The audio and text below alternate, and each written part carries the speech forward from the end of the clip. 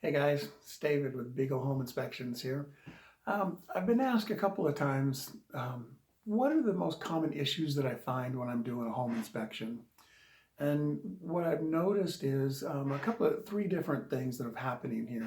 And it's based on when the house was built, who built it, and who lived there. For example, houses built in the 1960s, 50s, 40s, 30s, or older houses like that. What I find, what I find most often is that the homeowner did a lot of DIY projects. Um, did they pull a certificate on that or a building permit? Most of the time, no. But what I see is things like there's an extension cord that's used as permanent wiring. There's junction boxes that are not wired properly or not put in the right place, no covers on them. Um, Insulation issues, venting issues, plumbing things where I've seen plumbing wrapped around different things. I mean, just elbows everywhere, using the wrong kind of materials. Those are the kind of things I see in older houses, like I said, from the 60s on back. And the homeowner decided, hey, I can fix that, and they went ahead and did it. So it's something that I see with that. The other thing is not with the homeowner, but with the builder, and different time frames, different construction methods were used. For example, in the 60s and early 70s, they were using aluminum wire instead of copper wire. That has inherent problems in it. So if I'm looking at a house built in 1968, I'm going to pay attention to that and to see if they do have aluminum wiring. The other thing, like in the 70s, Federal Pacific electric panels, those are dangerous. You need to get them out of your house and replaced. And it costs a fair amount of money to do that. So if I'm looking at a house in the 70s, does it have aluminum wiring? Does it have the Federal Pacific electric panel? Um, Earlier houses built from the 40s through the 70s, they used for drain pipes a pipe called Orangeburg. It's basically sawdust or wood chips, coal tar, and resin together. There's no metal in it. And it has a tendency to flake. It's not very strong, structurally not very strong. And when it disintegrates, the only way to fix it almost often is dig up a whole new trench and replace the whole pipe. The interesting thing in that was when they invented it, it was during World War II. They didn't have any metal. They had to come up with some alternative. The problem is that alternative lasted for 30 years. So we got a lot of houses that have that in it that are going to have the potential for some major drainage problems. One of the other things that I see in newer homes, like homes that are built within the last 15 to 20 years, is that the main issue that I see is maintenance issues.